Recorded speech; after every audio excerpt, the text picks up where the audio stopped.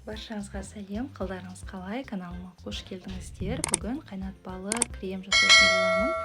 Жасалу өте оңай және қолжетімді крем болып табылады. Бұл кремді балды торт, наполеон торты, эклери, профитроли пирожноларына қолдануға болады.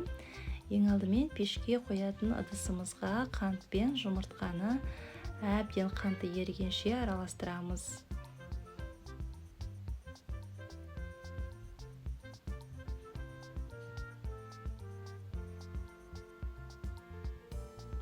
Оның үстіне 150 мл сүтті құямыз. Одан кейін ұнды аз-аздан сала отырып араластырамыз. Ұн біркелкі болып жазылғанша әбден араластырып алуымыз қажет.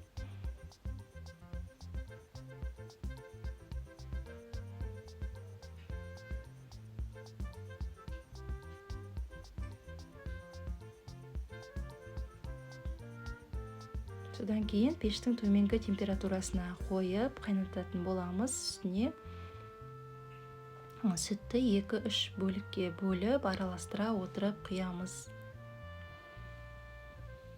Қазақша контенттің дамуына үлес қосып, менің салған видео рецепттеріме лайк басып, пікір қалдыра отырыңыздар. Пештің асты міндетті түрде төмен температурада қою керек, әйтпесе креміміз күйіп кетеді. Осылай міндетті түрде дайын болғанша араластырып тұрамыз.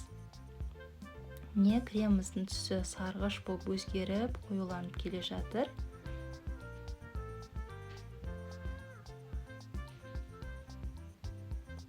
Қоюланып дайын болған уақытта сары майды қосып, оны әбден ерігенше араластырамыз.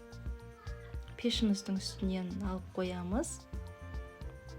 Менің каналымның дамуына үлес қосып, осы видео ұнаса, пайдалы болса, поделиться батырмасын басып, әпке-сіңлілеріңізге, құрбыларыңызға жіберіп қойыңыздар. Және подписаться батырмасын басып, тіркелуді де ұмытпаңыздар.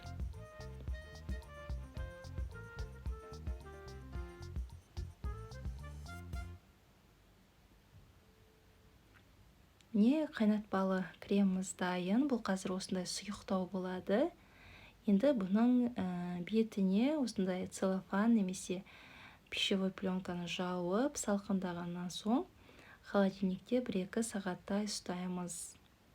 Салқындағаннан соң бұл крем қоюланады, әрі қарай дайын креммен пирожноларды жасай береміз.